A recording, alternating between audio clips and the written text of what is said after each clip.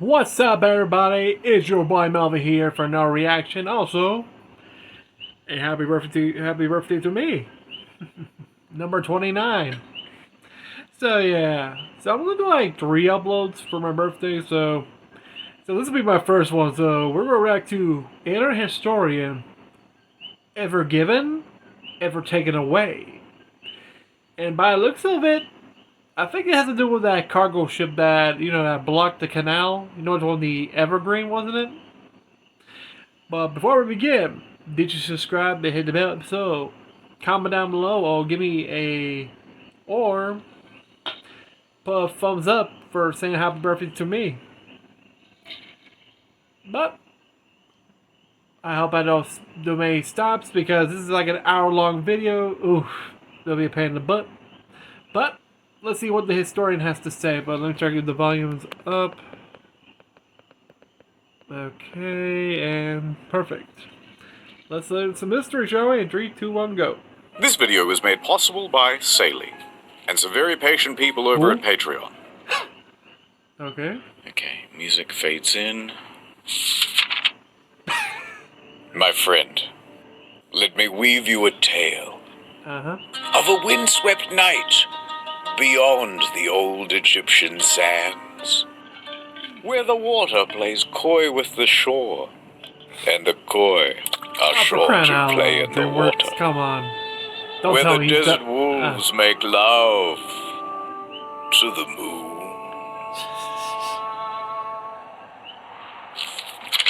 Exterior day. Yep. This is the Suez Canal. Undeniably, Egypt's most famous body of water. Nothing bad ever happens here. Or would it? Oh, except for that one time.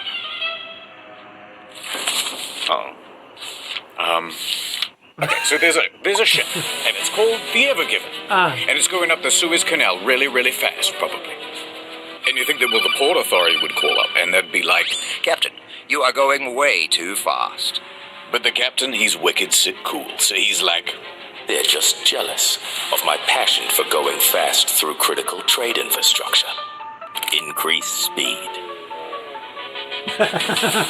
If you will not slow down, prepare to meet the full might of the Egyptian military. 2 of Egypt's fastest fighter jets scramble on the runway. But the captain kept adding power. Faster! The people of Europe need these Chinese knockoffs of European goods. And they got all sorts of technology to go like top speed. Don't go faster, I beseech you. But everyone on the crew was loving it. Yeah, go faster. But then, Look out! Someone left a ramp in the middle of the canal. I ain't afraid of nothing. God damn it was at this point that the captain chose to do a wicked sick jump. God damn it. Wait, But they what? overshot it. They were gonna collide with a gently sloping sandy bank. They threw on the handbrake. Drop anchor! Brace for impact!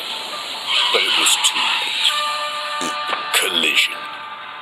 Literally everybody died.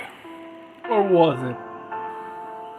Ever given, ever taken away. There we go. That'll do. Alright, see you in a year. What do you mean it's not long enough? Wikipedia, ChatGPT. Add the music, they love that. A reaction GIF? That's a good one. What the hell No, is he this doing? video's too good. Dial it back a little. Okay, let me start again. I'll do the phony voice too. Better! Okay, so here's what really happened. Act 1. Everything is great! This story begins in Malaysia. Of course, you already know, but that's this one over here. And at a port named Tanjung Pelepus is the container ship known as the Ever Given. The last of the cargo is loaded onto the ship, and the captain of the ship, Krishnan Kanthaval, is there with his crew of 20. Hello. At this point, Canterville probably said something like, "All right, the boat's tummy is all full of cargo. We're almost ready to get going."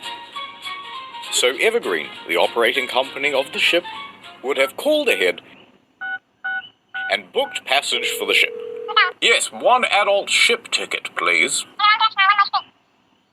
God damn it. Stupid ads. El mundo conoce a Puerto Rico por su música, pero también lo puede conocer por el sabor, y de eso me encargo yo. What do you mean summer? It's over. It's not October. It's the program. Large. How many containers? Hold on. There you go. 1, 2, 3, 4, 5, 6, 7, 8, 9, 10, 11, 12. Now this guy at the operating company is on the line to the Suez Canal Authority.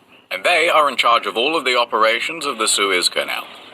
All right, thank you for choosing Suez Waterways. You are scheduled for March 23rd. You are 922nd in queue. All right, we've got a Supermax container coming through on March 23rd. Pulling up the stats now. The Ever Given, one of the largest container ships in the world. Over 400 meters long, 60 meters wide. Only 10% smaller than the world's largest aircraft carrier. Able to carry over 20,000 of these shipping containers. Here's a guy and a sandwich for scale. All right, navigator, helmsman. Why is so much Gene, Amazon packages? let's get going. We wouldn't want to hold up the other ships. With a teary goodbye, the Ever Given sets sail from Malaysia and makes course for the Netherlands. Let's go to the map. Malaysia, and you already know, but the Netherlands is over here. The route's so simple, you just go from here over to... Oh, Oh. we're blocked by Africa, sir. Should we just head back? Don't worry, I know a shortcut. Head into that inlet. It's called the Red Sea. Captain, it's blue. I know. In a bit over a week, the Ever Given cruises all the way to the Red Sea. And on the way, someone on the crew points out Djibouti and says it aloud. Djibouti, because it's fun to say. It's a great time to be a cargo ship captain, I can tell you that much. Captain, we've got another problem on the sat-nav. There's more land in the way. How are we supposed to get through an obstacle like this? Should I just head back? Now, if this was 1868, Canterville would be in big trouble. But luckily, in 1869, someone happened to dig a big channel. Right from one side of this isthmus to the other. And filled it with water, they did. Which meant that ships no longer needed to circumnavigate Africa. It's nothing personal. It's a geographic thing. Late that evening, the Ever Given arrives at the Gulf of Suez. Here on the map. It's a big open area for ships to park. And there are ships everywhere, sitting idle, waiting for their turn to pass through the canal. Now the helmsman is kind of driving around the area, looking for a place to park and drop anchor. But then, something captures his attention. Hey, what's that mysterious-looking ship over there? It looks abandoned. M.V. Aman. M.V. Do not speak its name, helmsman. Why not? Look, there's a spot. That's a handicap. They park the ship, drop anchor, and radio in to the Suez Canal Authority. Thank you for joining the queue. Typical wait time is a few hours, up to 1 business day. Why do we have to wait? Why can't we just go straight through? Because we've got rules here at the canal. A big book of them. No running, no dive bombing, and blah, blah, blah. Somewhere way down the back of the manual it says, all vessels entering or leaving the canal must have a pilot. And in fact, a ship as large as yours needs 2. These pilots are employees of the Canal Authority who understand the perils of the route. Kind of like a consultant to the captain. And they stand around going, yes, go here, turn coming up here, watch out for the geese. The hell? So just stand by for a while, yep? Alright, nothing to do till this pilot arrives. Guess I'll take a little bit of me time. I'm off to my cabin, fellas. Don't do anything I wouldn't do. And so just after midnight, Canterville heads back to his quarters to take a nap. Quite a cozy scene, wouldn't you say? But all is not well on the Ever Given tonight. There seems to be some trouble with the weather. 2:30 a.m. Canterville wakes up.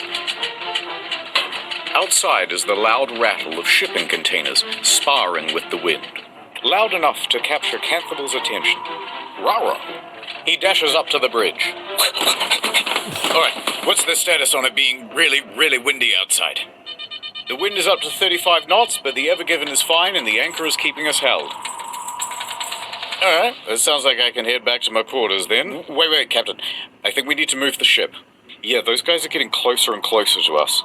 We're surrounded by ships like the Al Nasriyah. Their anchors can't withstand the wind and they are being dragged about. We need more buffer or there's risk of a collision.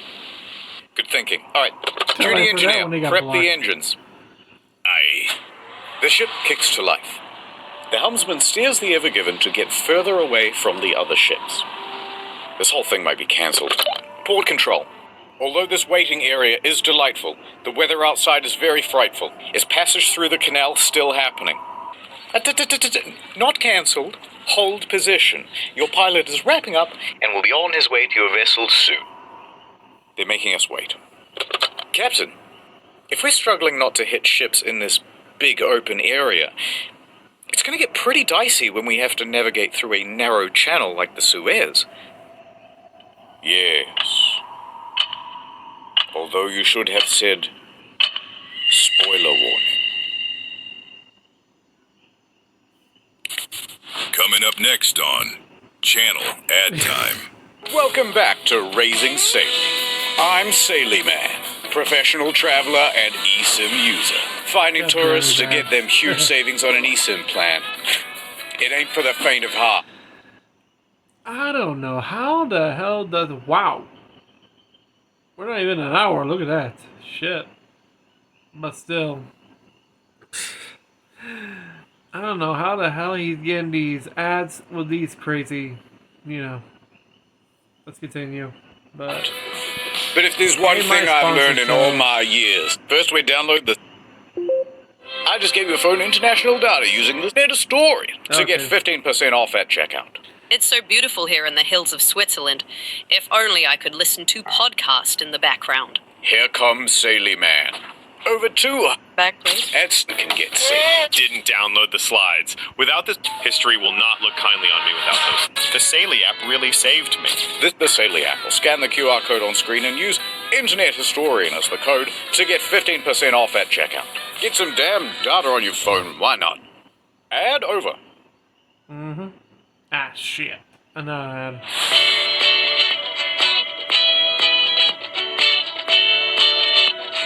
Ad over. Some time has passed. We're back on the bridge. There's the helmsman. Captain's gone back to his quarters. Pilots won't be here for hours. Then suddenly, an idea. The helmsman takes it upon himself to navigate a little bit of art. Tee-hee-hee, says the helmsman. As long as no one checks the nav data, this won't come back to bite me at all.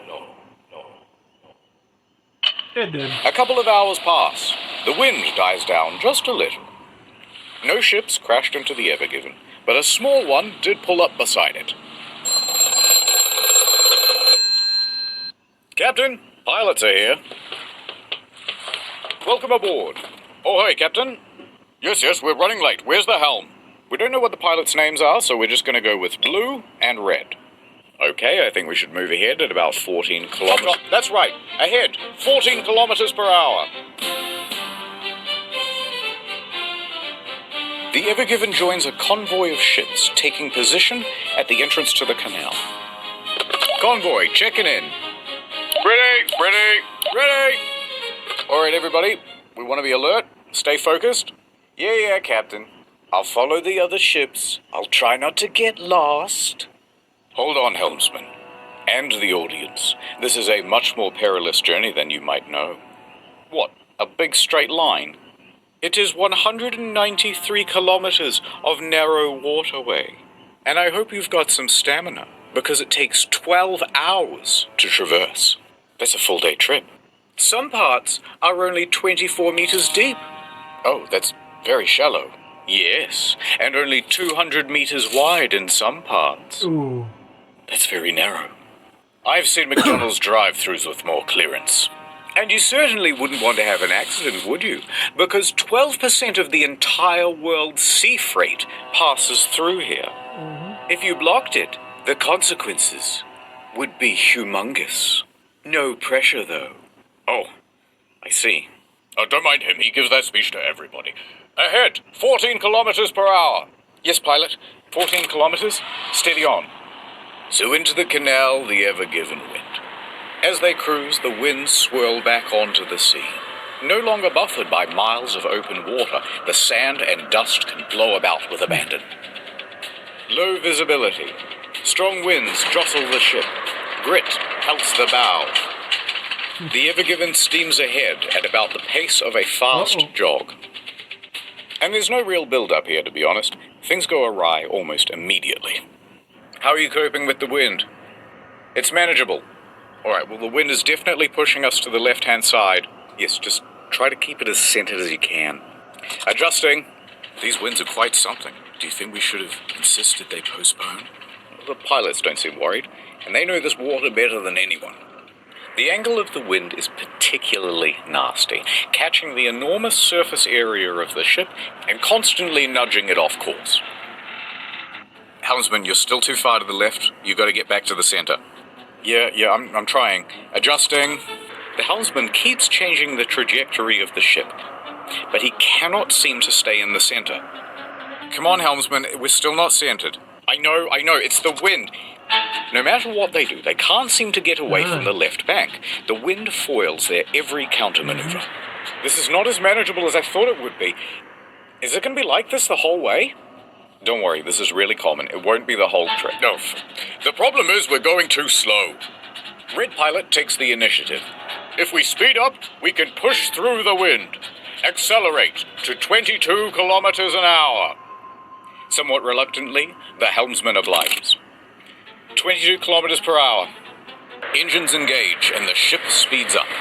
Captain, going this fast in heavy winds is needlessly reckless. There are protocols for this sort of thing. All right, Gene, it's a bit windy. Relax, this must happen all the time. The Red Pilot was right. The increased speed helps them to fight through the wind and get away from the left-hand bank. However, they can't seem to keep the ship in the very center. Helmsman, you're aimed too severely to the right-hand bank now. We need a bit of leadership here. Don't worry, I know what to do. Turn left. Adjusting. The pilot's giving steering instructions now. Captain, is he supposed to do that? Captain, the pilot is not here to give steering orders. You should say something. The ship is now consistently snaking left and right and left and right. Turn to the right. So they turn to the right, but then they end up too far to the right. Turn to the left. You're too close to the right bank now. Turn to the left. Yes, I agree. Turn to the left. Look, this is... Turn to the right. Turn to the left. Oh, you know, he was going to end up like that. Hey, I don't know if he's going to do the same thing. I don't know. But let's continue. All a bit tense. And we both know where this is going. It's gonna crash. Let's just enjoy it. Oh, wow. Shit. Este cóctel es Hacho, alquimia boricua. Oh, wow. There it is. A gently sloping sandy bank. Red Pilot, we're just consultants. This isn't our job to steer the ship. You're micromanaging. We should only be giving general navigation advice. We're getting too close to the left bank. I can't keep it centered. We have to slow this ship down. If we slow down, the wind will push us into the bank. What do I do? Reduce the speed. The two pilots begin bickering. And not just bickering normally, they're bickering in Arabic. Arabickering. So, in And total, it was Canterville's their crew fault. doesn't speak Arabic. What the hell are they saying? I don't know. Neither do I. Does anyone Neither here do speak I. Arabic? Nope, just Spanish. The Ever Given has reached its target speed of 22 kilometers an hour, but they're taking wider and wider turns and can't seem to get anywhere near the center of the lane. And the two pilots, they're still fighting. Captain! Captain! Pilots! Captain! Donkey! The Ever Given then reaches an extreme, unrecoverable angle, pointing acutely to the right, straight for the bank. Welcome to the bank of Egypt. We need to turn left. Now. Hard left. Hard to the left. Hard to the left. The rudder turns. But the ship doesn't turn with it. Instead, it slides. Didn't I tell you to turn left? Why aren't we turning? I am turning to the left, Captain. The ship's not responding. I knew this would happen. It's your fault. The helmsman loses his ability to steer. Oh, shit. The ship has gone out of control.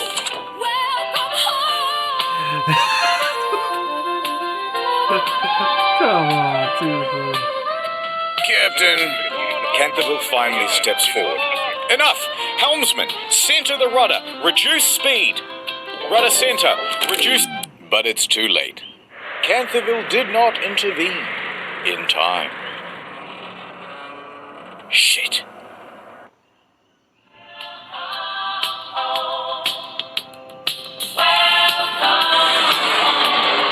Hello! Really? Doom?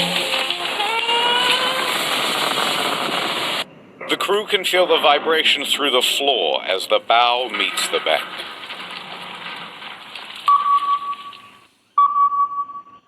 Oh, fuck. That bow, raised 6 meters, slides into the bank with ease, like a hot pencil through pudding. Meanwhile, the rear of the ship is pulled into the opposite bank. The bridge shakes and the crew lurches forward as 300,000 tons of momentum is reduced to 0 in the span of a couple of seconds. We've run aground! We've run aground! Cut your engines! Canterville yells out on the radio, because don't forget, these ships are running as a convoy, which means that the ships behind them have just seen what's happened, and they all have to slam on the brakes.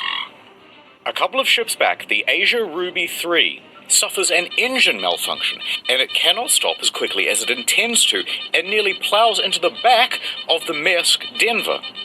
They manage to stop themselves just in time and prevent running aground as well. Pan back to the Ever Given. Let us look at it from above. It is diagonally wedged across the entire canal. An unplanned bridge connecting 2 continents. A ship collision of such magnitude, there's almost nothing to compare it to. Maybe Hindenburg? 9/11? I'll keep Googling. No, hold off on the dramatic sound effects. There's no need to panic just yet. I don't see it blowing it's like a up. car tire stuck in the mud. We simply reverse. Full astern. That means full backwards. Propellers at the back of the ship. Whiz to little effect. Locked in place by the sand. You are stuck. We didn't move. Merely a run-up. Crash astern. That's the most dramatic version of full astern, ramping up to full thrust as quickly as possible. Nope. I figured maybe canals more No, wider. stop it. No sound effect just yet. We still have one more option. Start up the bow thrusters. They're the jets at the front of the ship that give a little bit of extra oomph. Crash astern, full thrusters. No effect, sir.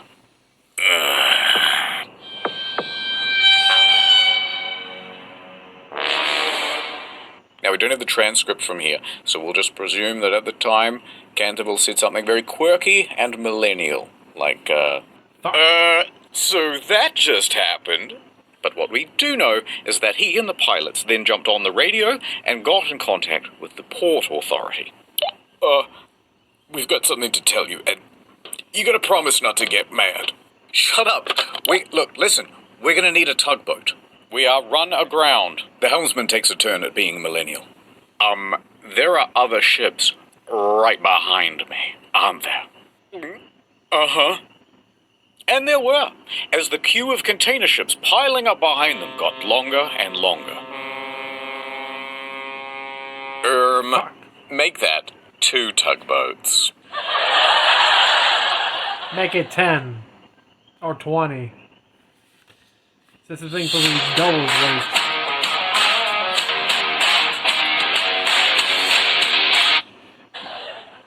So what happened here exactly? And who is in big trouble? The pilot. Explainer time. I'm going for the There pilot are 3 because main those two are causes the to ones that why caused the the ship mess. crashed. Let's start with the wind. The captain could have very easily said, "Guys, the wind is far too severe. Let's postpone." But he didn't. However, the blame's not all on Canthaville. The 2 pilots could have also said, "Let's just follow protocol," by radioing in to HQ and saying, "Yes, get us 2 tugboats, please." With one on each side at the front, they would have had far more stability and control. And they wouldn't need to erratically fight about with the wind to stay in the middle of the lane. Second cause, the speed of the ship. Now, it was the red pilot who told the helmsman, "Accelerate the ship to 22 kilometers per hour." But when he did that, they were already driving at the speed limit for their weight class, 14 kilometers per hour. And telling the helmsman to go beyond that meant that they are technically breaking the rules.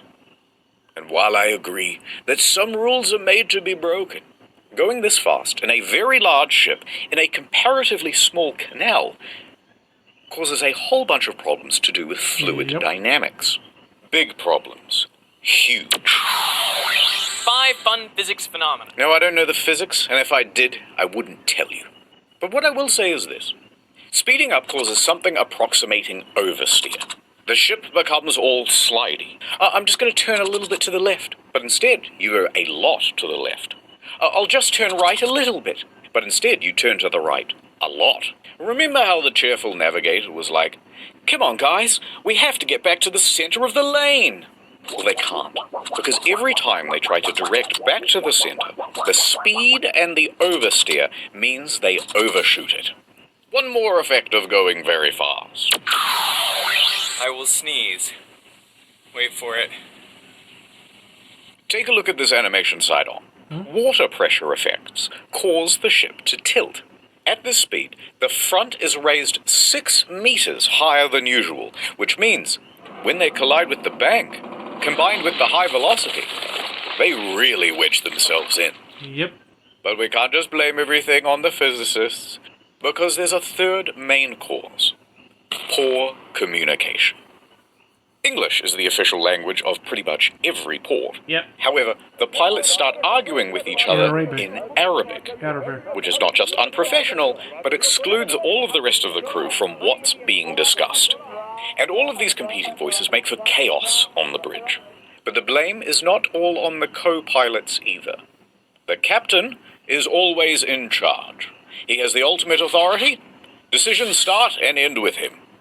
So the captain should have intervened and said something like, "Shut up, everybody." But he doesn't. He stands there quite passively throughout. By the time he does step in, it's too late. Now that everything's been laid out, who would you say is at fault for the crash of the Ever Given? The helmsman? Blue pilot? The red pilot? Canthaville? I go for the pilot. I'll tell you. Society, that's who. You and me. And I think you should apologize. No. Oh, well, we're Act 2. So, day 1. Wait, how long was he ever getting Alrighty, stuck? so we have something 3.5 times the size of the Titanic, choking the world's largest freighting canal like a greedy seagull, throating it loose. With a portable dry Good start. dock, you put the Titanic And in they the didn't get very far through the canal itself. About 5% of the progress bar. But if we scroll up for a second, we can see what landmarks they missed out on. The Great Bitter Lake. Named so because the water there is very salty instead of fresh. Yeah. Then up a 2-lane bit and over to Timsah Lake. Named so because Timsah is the Arabic word for crocodile, because there used to be crocodiles in there. Oh. Otherwise, it's pretty much zip right through to the Mediterranean. That would have been very nice for them. Now we go back a bit to Timsah Lake, and here you'll find the city of Ismailia. And at its port, see this building? This is the Suez Canal Authority. Inside, Captain El Said, head of navigational control, is just settling in for the day. 1.1, Jesus. As he sits down to his desk, Captain, you're gonna want to see this. The video feed pulls up. What? Line 1. We're stuck. We'd like to request a tugboat. Stuck? Stuck where? You know that single lane area pretty close to the entrance? There. Now, had this happened in one of the 2-lane sections, they could have kept the traffic flowing. But alas. What? So you're blocking all the traffic? Mr. El Said, we already promised we wouldn't get mad. Fine. I gotta see how bad it is in person. El Said snatches his keys off his desk, and he races down to his car, rushing to the scene. He gets out and casts his eyes upon the ship. My God. Towering over him is a structure the width and breadth of the world's largest Walmart. Except it is also 15 stories tall. The bow, raised 6 meters higher than normal, is jammed into one side. Like an unwitting finger in a Chinese finger trap that somebody filled with Gorilla Glue in its prom tomorrow. The ass of the ship, firmly squatting aground on the other side. At the middle of the ship, making bended metal groans as it's barely suspended by only a few meters of water. El Said lets the sand run through his fingers. At this point, another important person arrives on the scene. Admiral Raby. He is the Suez Canal Authority chairman, the big boss of the whole canal. Here's the rough structure of the organization. Right. He's all the way up here, right? Oh no. So high up that he reports directly to the Pharaoh of Egypt himself. Yep, that's one blocked canal. No, Mr. President, he didn't say blocked. Shut up. He said that canal rocked. He's giving it a 5-star review. Come on, follow me to the bridge. El Said and Raby board the ship, and it's a hell of a scene. The crew is racing around. Oh God, they're gonna check the nav data. They're gonna see the dick pic. Oh God. Canthaville's standing back taking a panicked phone call with the operating company. Okay, so 2 pilots walk into a ship, and the first one says, and the 2 pilots from before are still bickering. Alright, you 2 are dismissed. Canthaville. Oh God, this is the end of my career. This is gonna cost $1 billion. El Said puts his hand on Canthaville's shoulder. Do not worry, my friend. We shall solve this. Come on, Captain. What's the status? Well, the ship isn't floating. Yeah. No, what I mean is the situation is worse than you think. It's the way we're pitched up on the shore. The weight distribution is all wrong. We're like a raised bridge, but we don't have any of the support underneath. The middle of the ship could bend under its own weight and tear. So it could sink? Yeah. Yeah. That would shut down the whole canal for months. Are we taking on water? No, I've had the engineers check the hull. We can't see water making ingress anywhere. Yet. The best way to get free and the best way to prevent the ship from potentially sinking is to lighten the load. We need to get rid of at least, 20,000 tons. How quickly do you think your crew can offload containers? No. Look how high those boxes are stacked. To offload these containers is going to require specialist equipment. The kind you'd only find at a dedicated port. We're not going to be able to offload these containers out here in the middle of nowhere. Alright, well, it's the easiest, most brute force solution you can think of. The ballast tanks. Yeah? Go on. We've got nearly 10,000 tons of ballast water on board. We can dump that right now and relieve some pressure. Excellent idea. I'll get started. No, you can't do that. Why not? Damn it. What? Allow me to explain. What the? You see, when a ship fills its ballast tanks, it's filling with more than just water. It's a big, dilute, salty soup of algae, plant material, and even sometimes small fish. Pick that up in Malaysia, and then just dump that at the next port, you're introducing these stowaway pest species into the environment. Some examples of these invasive species include the Northern Pacific Sea Star, the European green crab, that son of a bitch, and cholera. So you have to treat the water before you discharge it, usually through heat or chemicals. And the key there is that it also requires time and access to one of these treatment machines. And we're not at a port, it's going to take much longer than usual. But let me get onto the line with the guys at Ismailia. We probably have a portable water treatment machine somewhere. Al Said turns and looks out the window. Coming down the canal are 2 tugboats, the ones that they ordered earlier.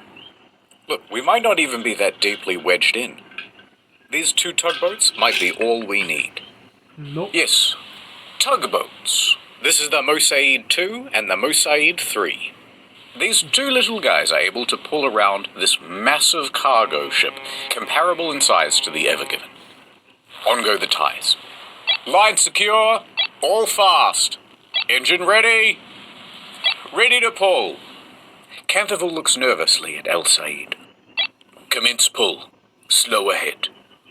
The polyethylene ropes whine as they're pulled taut from the water. The tugboats lightly draw against the ship, testing for resistance. All right, a little more. More. More. Full power. Nothing. Not an inch of difference. Fantastic. All right, stop engines. Be on standby. This isn't going to work. With just 2 tugboats, we do not have the pull for a ship this massive, this deeply grounded. It's also low tide. That's not helping. Wind's high tide. Early afternoon, in a couple of hours. All right, that buys us some time. How soon do you think you can get a dredger out here? Let me find out for you. Please hold. The dredgers can remove the sand below the waterline that's all built up around the ship. Hi again. They say it'll take a day, maybe 2.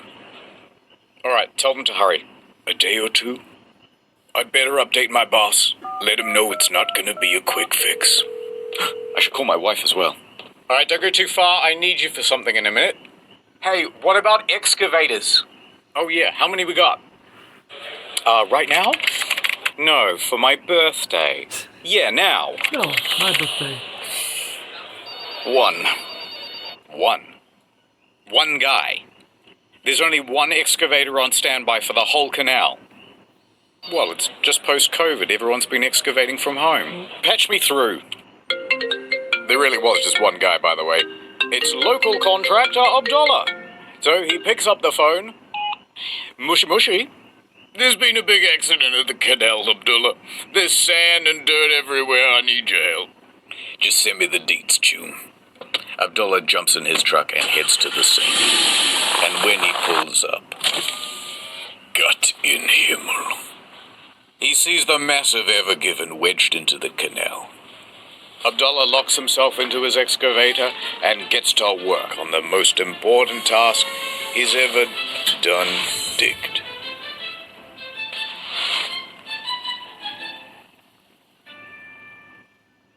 Ooh. Back on the bridge. Yeah, I'm not sure. Hopefully home soon. I hope that guy, that the only excavator there, is well paid, because I hope he's well paid. If he ain't, he's suing, because trying to wedge a cargo ship like that size, hell nah. I hope he's paid well. I mean, very well. Like, let's just say enough to live out the rest of his life in luxury. Well, it's in Arabia, so. Okay. Yeah, no, love you too. Okay, bye. Whew, the boss was not happy. Hey, before you said you needed me for something. I did. Who's this? Breathe into this tube. Also, you have to do a drug test. After the crash, they tested Canterville for drugs and alcohol. Both came up negative. There's also a procedure to make sure that captains aren't fatigued. They look at the rest schedule and they find, no, Canterville took that nap. Remember? He's had plenty of rest time. So he passed the fatigue assessment. And while Canterville was at the nurse's office, high tide came and went. Tugs were tried again. And again. Tried a little bit of this, a little bit of that. It didn't work. All day trying, all evening, and into the early morning. But that stubborn ship was going nowhere. Nope. Ain't going nowhere, boy. Act 2. Hello? Okay, why are we at this space?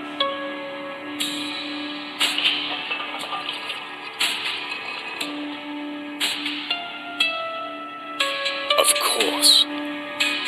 The moon. Oh, yeah. Day 2. There's quite a queue of ships by this point, and they're all honking their horns impatiently. Hey, move your ass! I got Frozens in the back. Go around! Go around! No one knows quite what's happening because the Suez Canal Authority has not made a formal statement. But their hand is about to be forced when an impatient sailor behind the Ever Given takes a photograph and publishes it online. And this starts a bit of a buzz on social media. Oh, yeah. It was at this very moment that the helmsman's most feared fear was most realized. Yeah, Someone pulled up the navigational data. Colonel? Within 24 hours, it was all over the news. So over at the Suez offices, Mr. Rebbe, you have 300 voicemails. Telemarketers? Important clients and journalists. They're asking about whether the canal is blocked, aren't they? They're asking about whether the canal is blocked, yes. And the Suez Canal Authority could keep it a secret no longer. They held a press conference. That's a lot of microphones. Okay.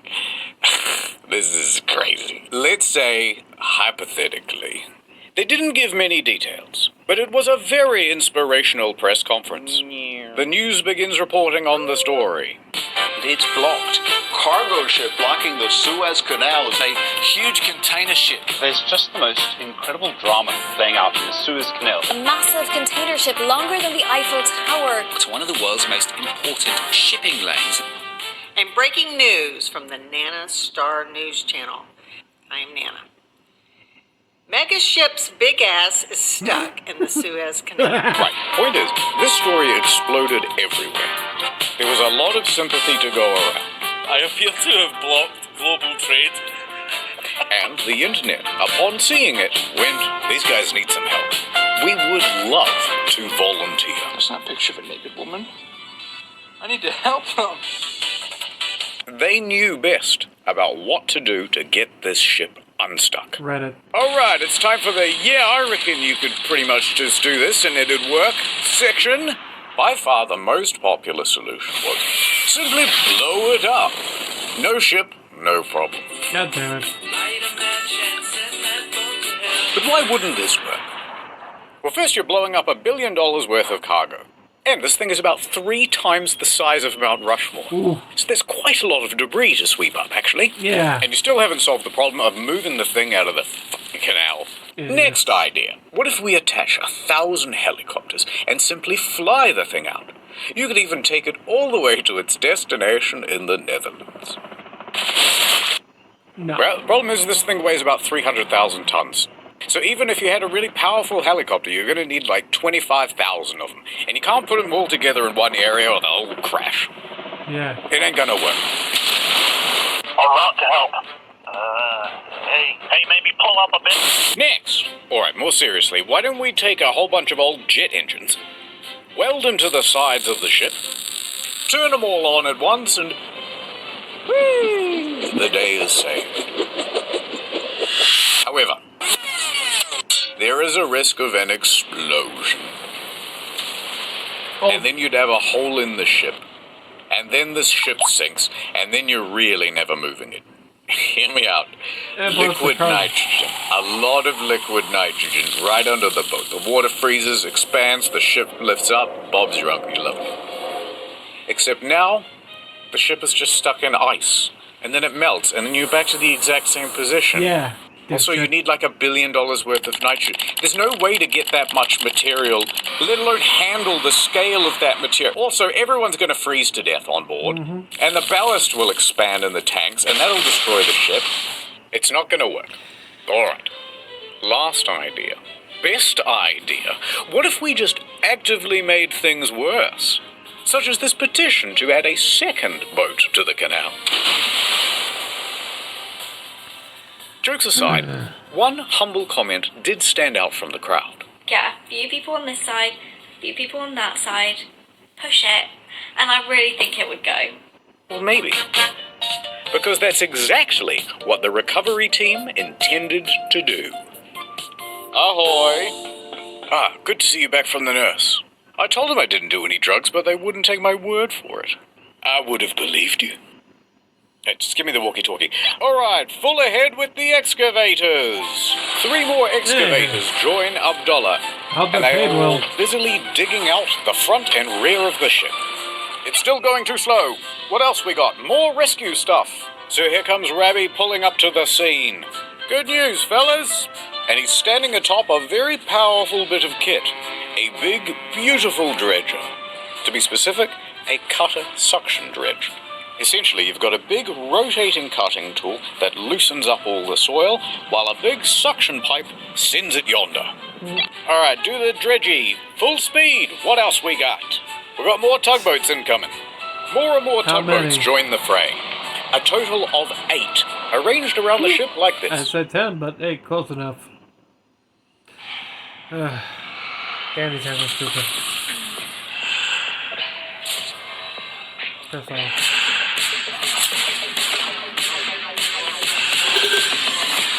Out of tea. Wait for the ice milk.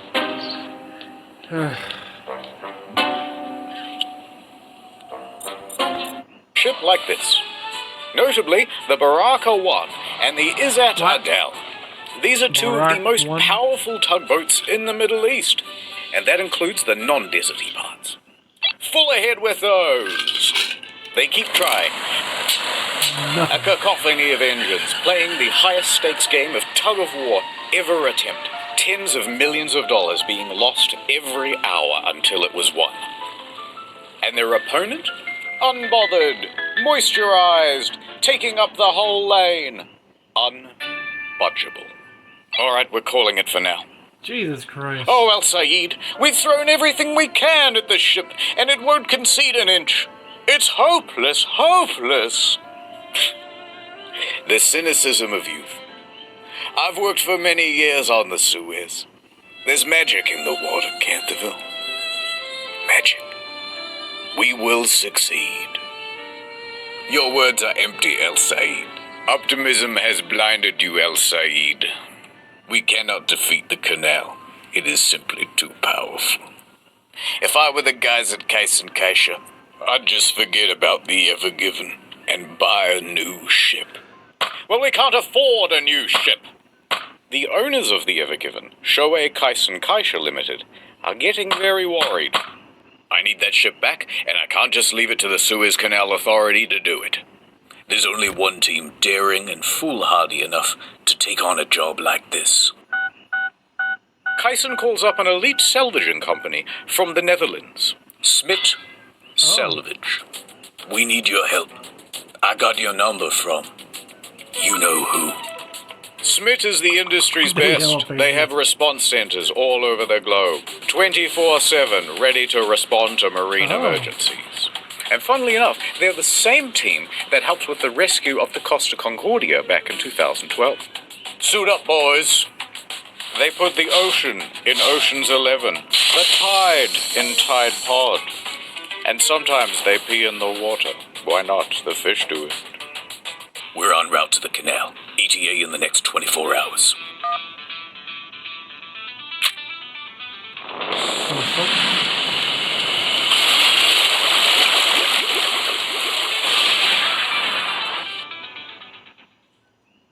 Next time on Boat in Canal. The prophecy. It's coming true. Kiss me, you fool. I'm beginning to think you don't want to get the boat free. Well, is it the Yanny wire or the Laurel wire? Laurel. I couldn't hear you. You're breaking up. There's only one way this was ever gonna go. To be continued. Right now. It's now day 3. There's more digging, more tugging, but the ship is still exactly where they left it. And the slow pace of progress is starting to cause problems for international trade. Each delayed ship represents thousands of tons of undelivered stock for store shelves. And that queue is getting longer and longer. On board, an estimated $9.6 billion worth of goods is sitting idle. The milk! It will spoil! And the big question is, how long until this thing is fixed?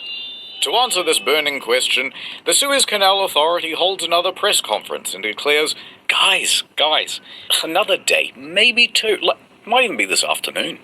But the media and industry experts disagree.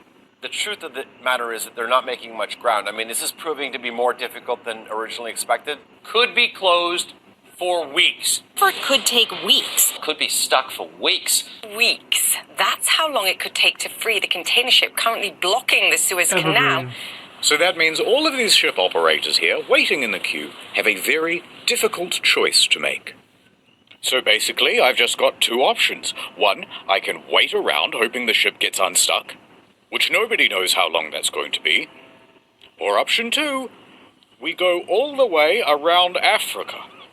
And I really don't want to do that, and it's not just a geographic thing. Freighters don't want to go around Africa because it will cost them far more in terms of fuel. Pirates. It adds 10 extra days to the route.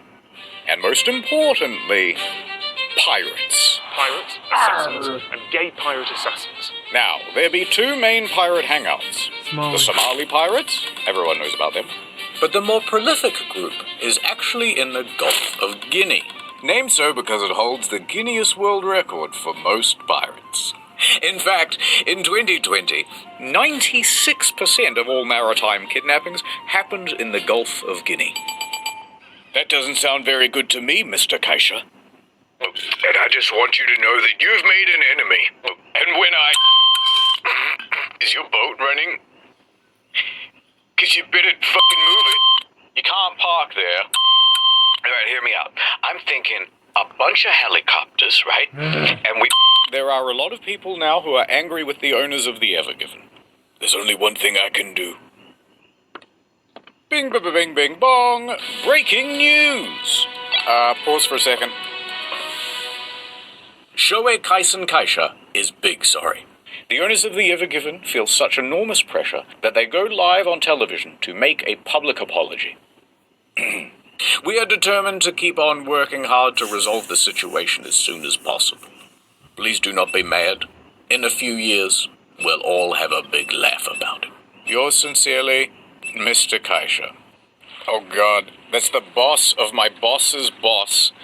I'm in so much trouble. Can't do anything about it. All we can do is keep trying to free the ship. So they keep going. And going. Into the night. Wow. And on that night, Canterville and El Said had a heart-to-heart. The mood was very somber. Still feeling optimistic, El Said? Of course. Well, it's day 3. How much progress have you seen so far? They're gonna blow us up, aren't they? It's possible. They're gonna freeze us, aren't they? I think there's much entertainment since the caves, and you just want to talk Seems about less okay, likely. even watching that They video might just attach a whole bunch of jet engines. as I said, watching a video of the caves, whoo, get you claustrophobic of those tights. Okay, I've been to caves myself. I've been to the Always Wanted caves, and damn, trying to squeeze those things. I'm 6'4", and me, damn, the last time I get stuck. Whew, yeah, get deep in there, damn. But this one is just crazy. 2021. Okay, it's like we're already in a year, like second year of the pandemic, and you got this bahooey. Well, at least there's one thing. It got people distracted so they're not thinking about the pandemic. Gonna get fucked up. That one got debunked. Sorry, I don't mean to take it out on you. It's just, all these guys, they rely on me. The navigator, the helmsman, Gene, and the other ones we never animated. But I'm thinking maybe I should just get on a lifeboat right now and never look back. Don't try I could go live on an island somewhere, far, far away from here. Run away? Look at this. Timu neck massager for Sally.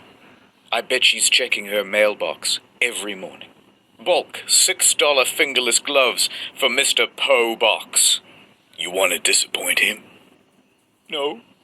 Little Jimmy won't be getting his 20-pack of kitchen tongs this Christmas. And you think that doesn't kill me inside? But we've exhausted every option.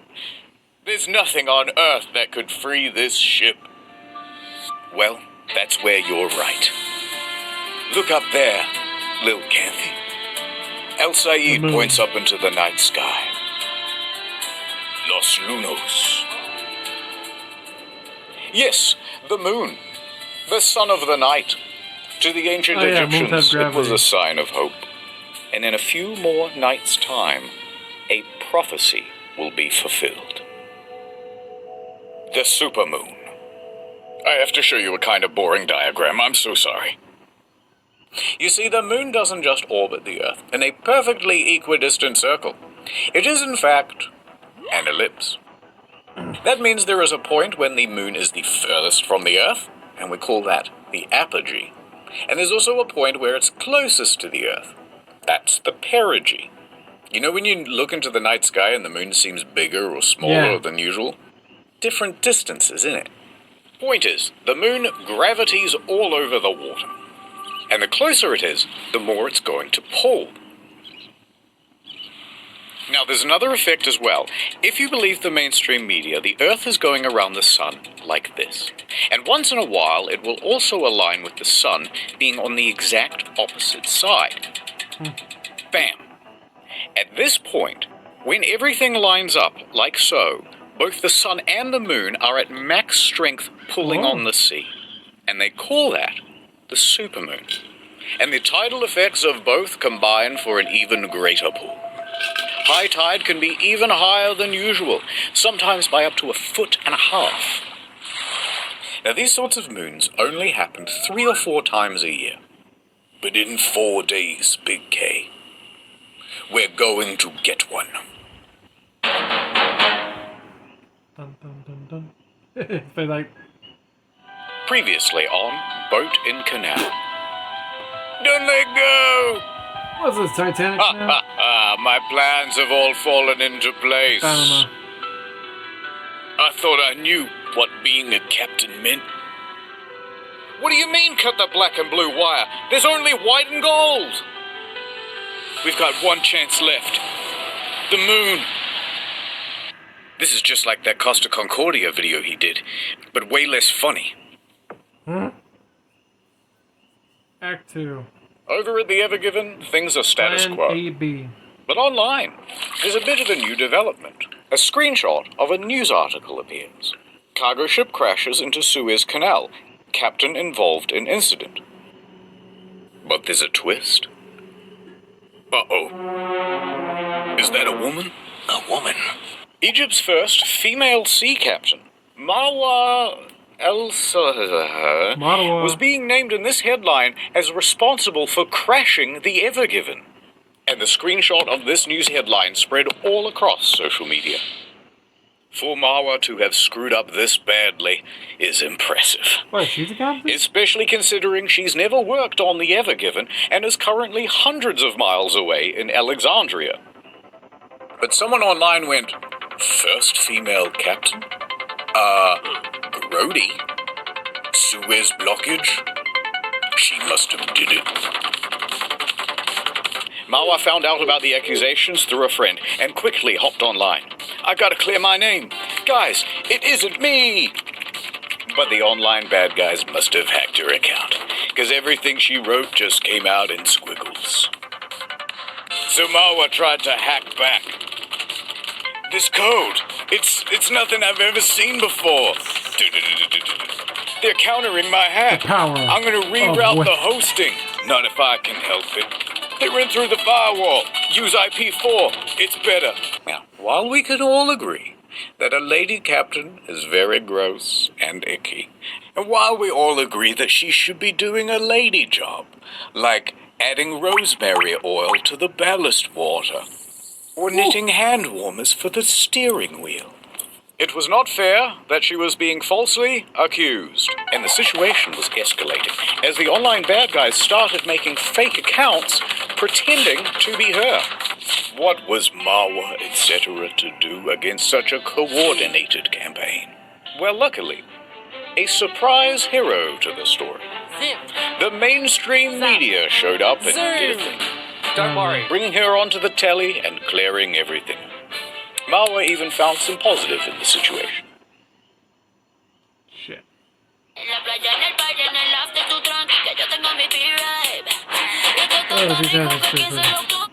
In the situation.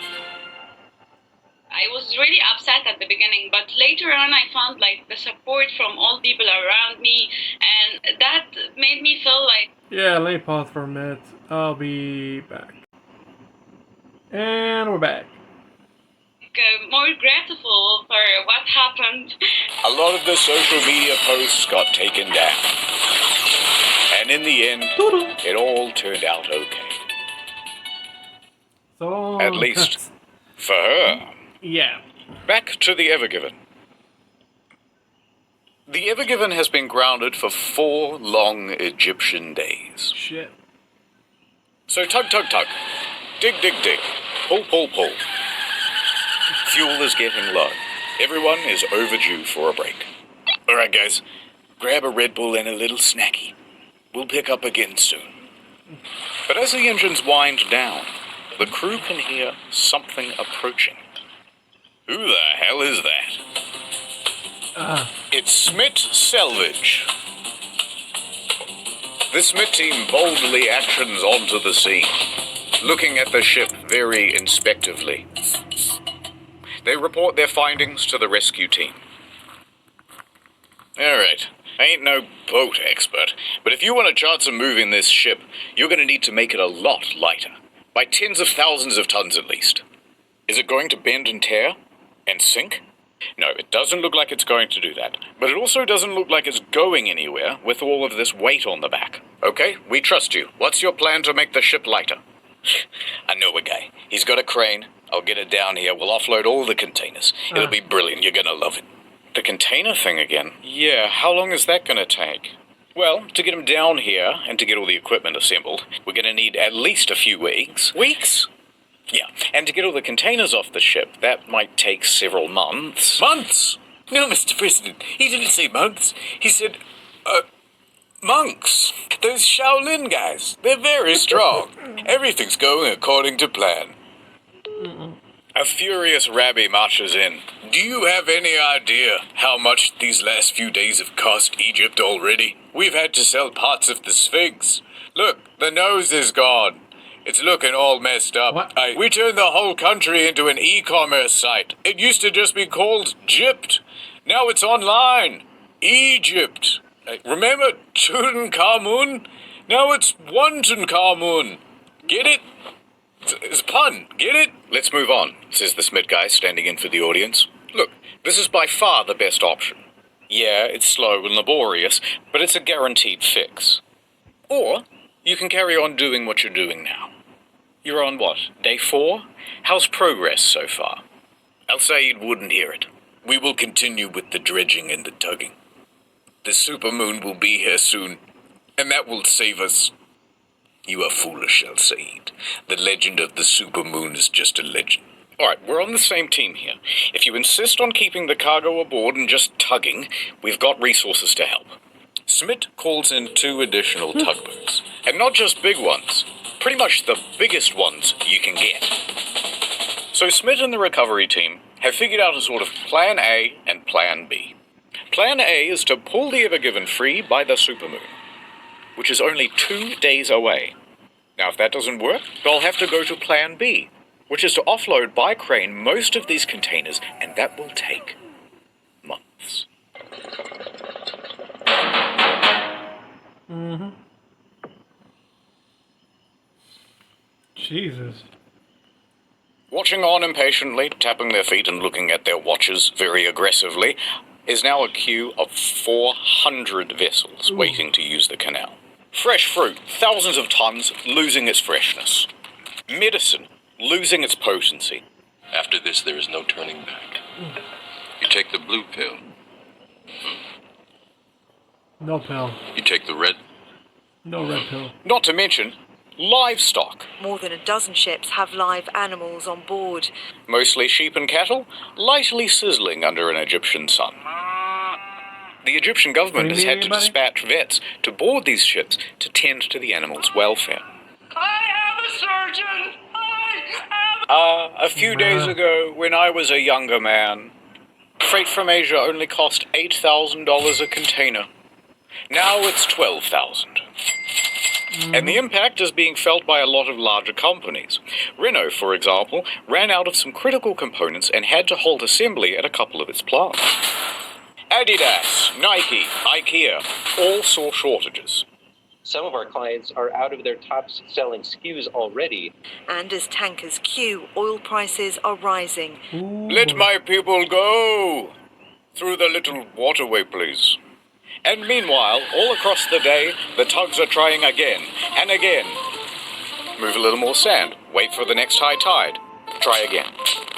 And as this marches on with the same futility as day one, banking on the supermoon looks like a costlier and costlier gamble.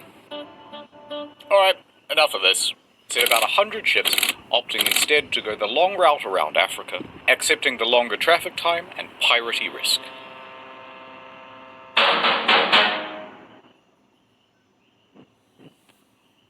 How the hell is the security team on that ship?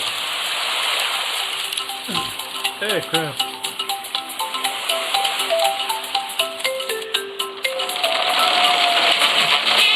The supermoon. It's tonight. There's a renewed energy as people scuttle around the area, doing everything they can to prep the ship for the big event. The excavator crew, over the course of the week, has expanded to a team of 11. Working double, sometimes triple shifts with only 3 hours a day for sleep. Together with the 2 dredgers, they have moved 30,000 cubic meters of sand and soil. For comparison, this is 1 cubic meter, and this is 30,000 cubic meters. And here is what it looks like next to the Ever Given. That's a lot of sand. Subway sandwich for scale. And it's borne some results. Overnight, they managed to free the rudder from the left bank. And that's a big deal, because this rudder was acting as a bit of an anchor in the sand. Now free, the stern bobs around with the motion of the water. Great stuff. Meanwhile, the crew is doing everything it can to lighten the weight of the ship. That includes making a second plea for the ballast water to be ejected. Oh please, the Smith guy's already tinkled in there. We just can't do it. It would destroy the ecosystem of Egypt. Please, please, please, please, please, please, please, please, please, please, please, please, please, please, please, please, please, please, please, please. All right. Biodiversity. Let 1,000 algae bloom. Nice work. That'll make the ship 9,000 tons lighter, Kenthy. The water's so bright I can barely see it coming out of the ship. Here, take these. No. I don't deserve them. Sunglasses are for people who redeem themselves. That's not me. Hold on to them. just in case. Into the evening, the pace keeps up. We see Abdullah excavating away. But really, he's thinking about the moon. Rabbi, he's busy taking video calls. But he finds himself distracted with thoughts of the moon. Even Mr. Kaisha. Is there anything in this world that doesn't remind me of her? Sailor Moon. More breaking news from the Suez Canal problem. Evergiver is stuck in the Suez Canal still. It's been almost a week. A tugboat should be able to move Evergiver's big ass. This is Nana Star, Nana Star's news channel.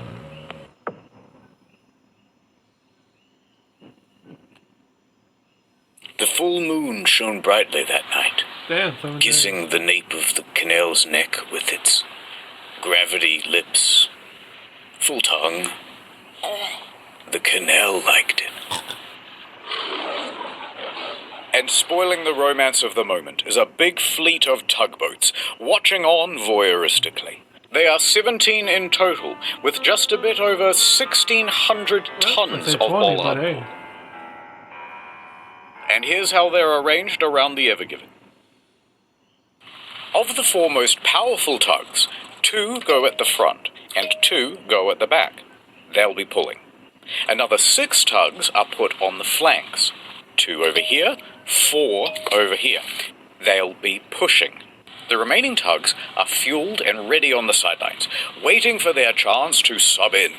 Positioned like this, when the word is given, all these ships are going to try and turn the Evergiven anti-clockwise.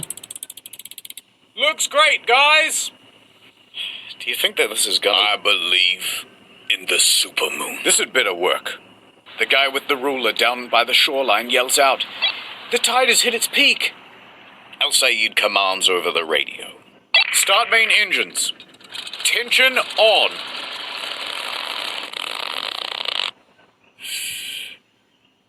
Full ahead. The tugs start moving. They carve through the water with ease. The immense power from the tugs meet the resistance of the Evergiven. It was at this point that the narrator said something really poetic. Stuff about the night. About how the ships were like dancers on the water. For juxtaposition, we cut away to that crab again. Which everybody hated. It's like a metaphor if you think about it. The tugs are sliding to the left. They're sliding to the right. It's not working! Diesel fumes fill the air as the tugs keep increasing their power. The water violently foams behind the tugs. Everyone is staring at the back of that ship. El mundo conoce a Puerto Rico por su música, pero también lo puede conocer por el sabor. Y de eso me encargo yo. Come on. Move. This goes on for minutes. More minutes. Even more minutes. An hour. 2. 4 hours. By 4:30 a.m., the moon's power is starting to wane, and there is very little progress. Don't give up. Tide only goes down, so that we can rise once again. Your moon gambit has cost Egypt dearly, Al Sayed. Guards, prepare the sarcophagus with the beetles, like in the... What the hell is that? Under the water, all of this tugging has loosened the sand, the soil, the rock. Could it be? The sound of metal tensing and flexing. The ship is beginning to move. It is coming free from the bank. The supermoon gives one last howl. It worked. They pulled the ship from the bank. At the back, at least. Now, the bow is still wedged in there pretty good, but this is progress. We're halfway to freedom. Keep going. So they did, all morning.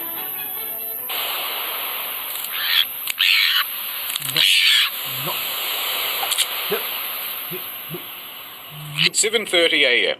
The sun is rising. The tugs have been pulling all night. But the most difficult task Freeing the bow of the ship remains beyond them. Well, I guess even the moon has its limits. I don't want to hear it, El Said. It wasn't enough. That bow is still stuck. No, Mr. President. They're not saying that the bow is still stuck. They're saying, take a bow. And then something else that rhymes with stuck. I gotta go. They were loading up the missiles for Plan B, as the guys on social media suggested. I lied about the crane thing. This was always the plan, says the Smith guys. You know what, Canterville? I agree. They should just blow us up. What? My career is over now, too. You're the guy who blocked the canal, and I'm the guy who couldn't get it cleared. We've brought instability to the Middle East. But enough, Canterville. I raised your hopes with moon-based promises. But look at the tide. It's low. Low tide. And yet, I am lower still. Canterville looks pensively out the window. And it was at that moment that he had his character arc. He realized that he was the captain, and the captain is always in charge. Shut up, El Said. We shall continue, regardless of the tide. Is that not the Egyptian way? Don't you remember the story, El Said? That every young Egyptian kid is told about the human pyramid? No. Where there's one guy at the bottom who gives up and we all fall down? Heck, it ain't a triangle if you don't try. We need to be strong, together, like a pyramid. It's what Giza would have wanted. You're right, damn it. Caesar. Thank you, Canterville. Caesar. That's the most inspirational speech I've ever heard in my life. I'll never lose my faith again. And even though you're kind of the worst captain I've ever seen, you're still the best friend.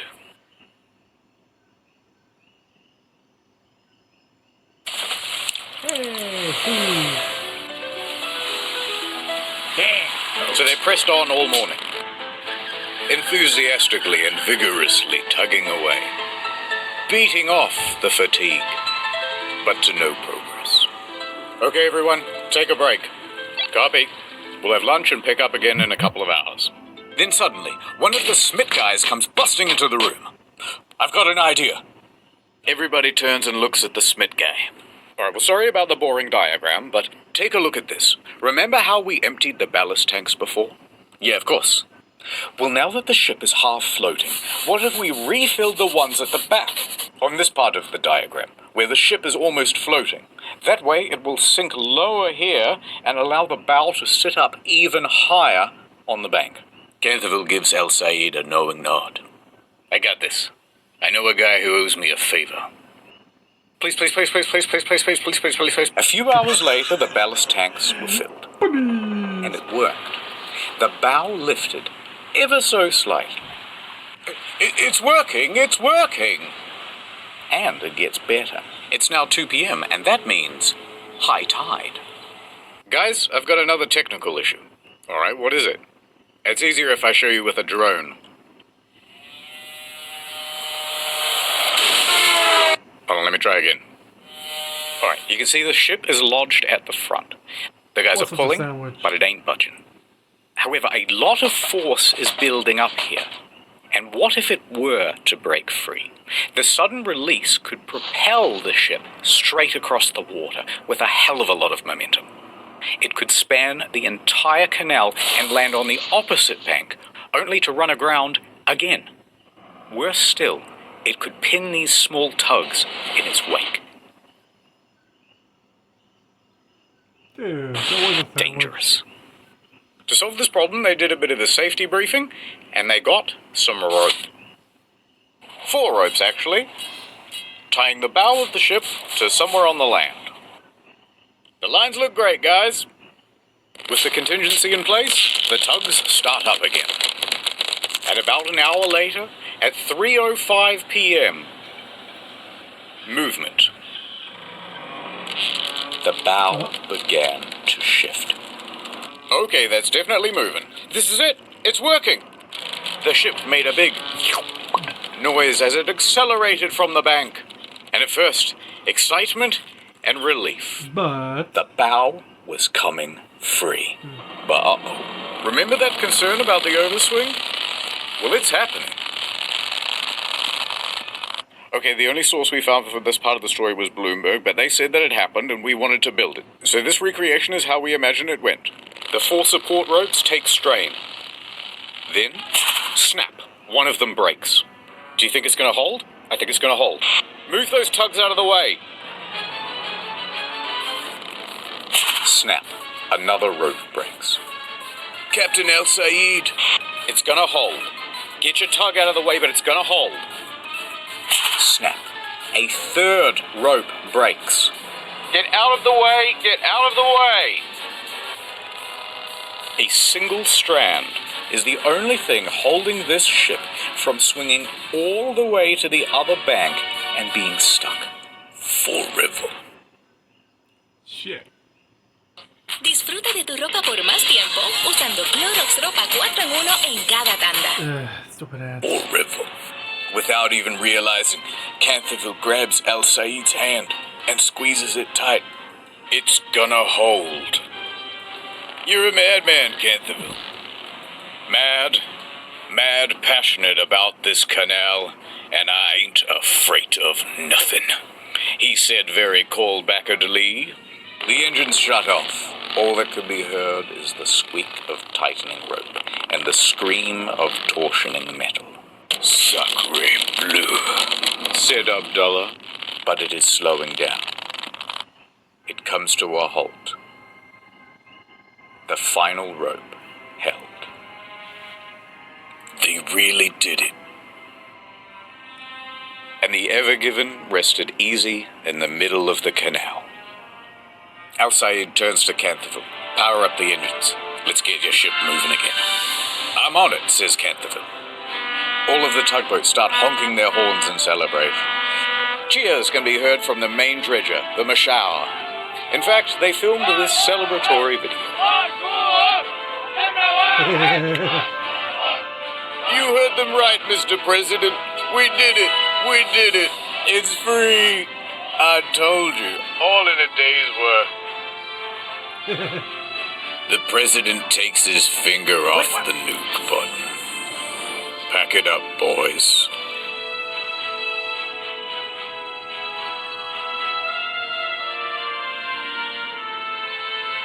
I can't believe it. All that digging really must have made a difference. Oh. Good. Everybody hated that crap. We did it, Gene. We did it. Gene? Where are you? Captain, who are you talking to? Gene! Captain, there's no Gene on board. Wait a minute.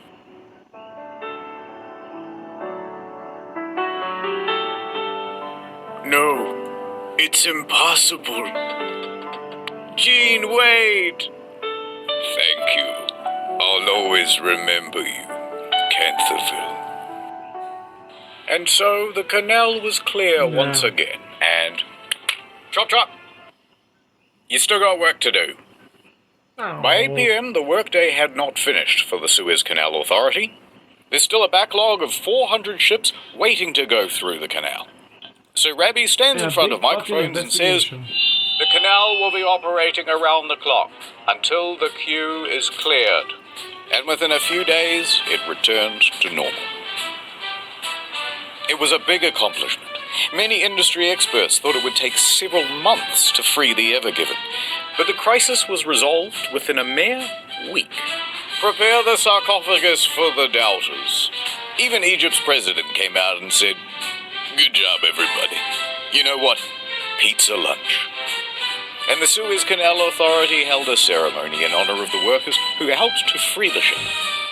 And they also made this monument, which you can see on Google Maps.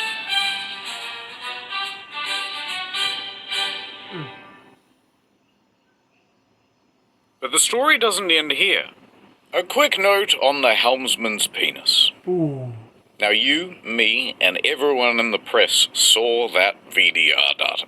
Fragwürdigen Penismanöver genutzt. But despite how realistic and to scale it was not deliberate. Yes, sheer coincidence. If you watch the VDR data, he really is just dodging the ships, and that's the shape that the path took. So he didn't get in any trouble. The end. Yay! Oh, all right, I suppose one more smaller detail. Now that the Ever Given is free, what's going to happen to it? And what's going to happen to the crew? Well, the Ever Given was tugged over to Great Bitter Lake, where they determined that the ship was seaworthy and not in any urgent need of repair. But it's also going to be impounded. Oh no. Hey, there's, police boats outside. Why? What did you do? This ship and its crew is now subject to the indefinite detention by the authority of the Egyptian government. Until you pay us, the Ever Given may not leave, says the Suez Canal Authority. Yeah. Yes, we will be holding on to the Ever Given. It's our view that there was no wrongdoing on the part of the Suez Canal Authority, or its two pilots, and it was all the crew of the Ever Given, so their ship will be held until the parent company agrees to rightfully pay us for all of the costs incurred. Ruh-roh. Now here's where things get very complicated, and there is a lot of legal mumbo-jumbo. What them or her doing there? But the crux is this. The Suez Canal Authority says, "Dear Ever Given owners, you owe us $900 million. And Shoei Kisen Kaisha says, no way. How many yen is that? No way.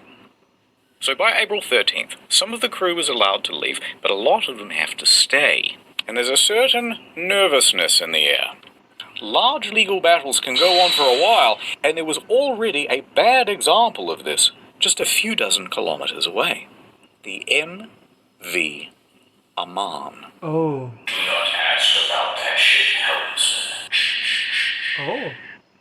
The MV Aman is a much smaller vessel, and it has been abandoned for years, detained by the Egyptian government in 2017 for expired safety equipment. Now, they were told to replace the equipment and pay a fine. However, there was no one to replace the safety equipment or to pay the fine because the shipping company went broke. $900 dues. So they just abandoned the vessel. There was no way for the legal situation to advance, and that meant that there was no way for the ship to be released. Most of the crew had to stay on the ship, and they would keep them there for more than a little while. 13 months before a judge finally decided, all right, look, just leave the keys with one guy. We'll call him the custodian, and everybody else can go home. Now, that custodian was a Syrian man named Muhammad Aisha. Look, he's holding the keys. He's holding the keys. You have to stay on the ship now. Everybody else got to leave, but he had to stay. On top of the 13 months he'd already been there, he spent the next 3 years aboard the ship. Quickly, the ship ran out of fuel, which meant it ran out of power, which meant it ran out of running water. No refrigeration either. Food ran out. Every few days, Mr. Aisha would be allowed to swim onto the shore to get food, water, charge his phone, but he was only permitted for about 2 hours until they would tell him to scoot. Would this be the same fate for the Ever Given crew? They did not know. But we do, so let me tell you. A few more weeks passed, and the negotiations continued. You guys had those 2 bickering pilots. Yeah, but the captain's always in charge. Sorry, who didn't arrange for tugboats while we were going through the canal? Oh, that was you guys. Who did you? I'm going to put 20,000 containers on one of the largest ships in the world and go double the speed limit, then complain about tugboats. But eventually, they all got together in a big room, and they went, I'm sorry about all those things I said and those emails I sent. I didn't mean it. I was tough on you as well. They embraced. They made amends. They made love. And they agreed, all right, you can keep using the canal, but sometimes we get to go fishing on the boat. That's fair. That's tough, but that's fair. They shook on it. It was an Egyptian handshake. Where they do the thing with the elbow. There was a mummy.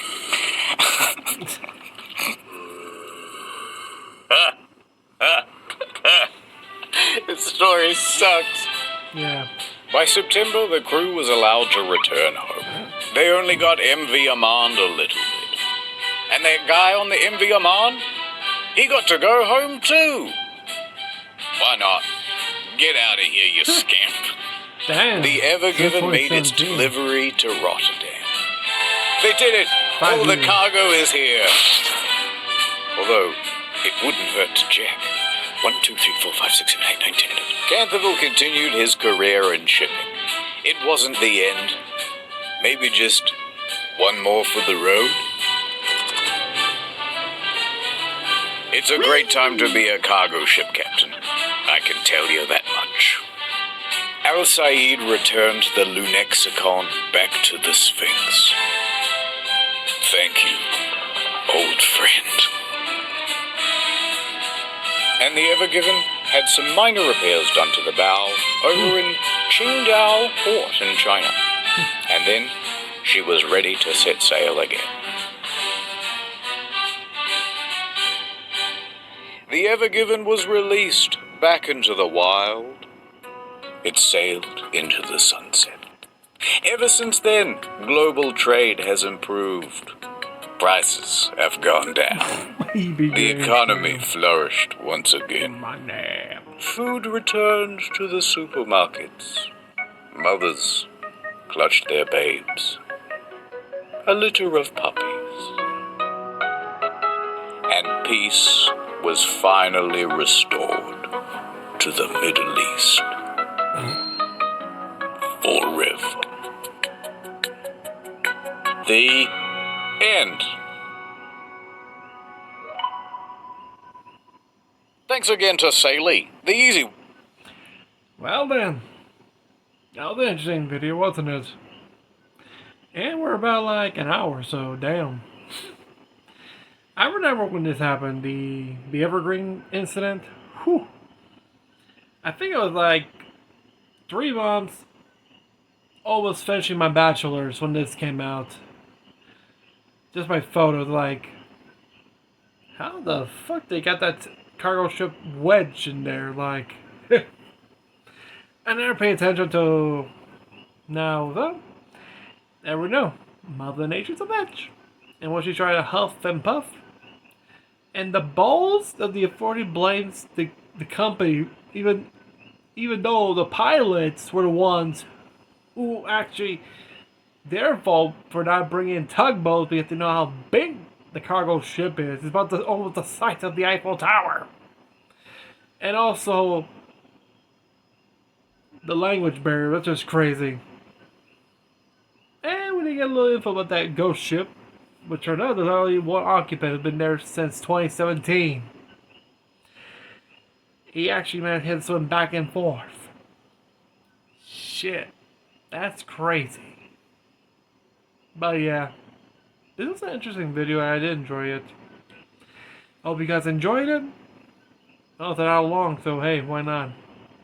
But we have to continue in. Until then, if you want me to see more of Internet Historian, or aka his second channel, Incognito Mode, comment down below.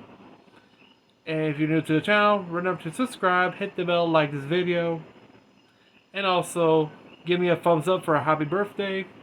Until then, have a great day, have a great night, stay safe, peace out, see ya.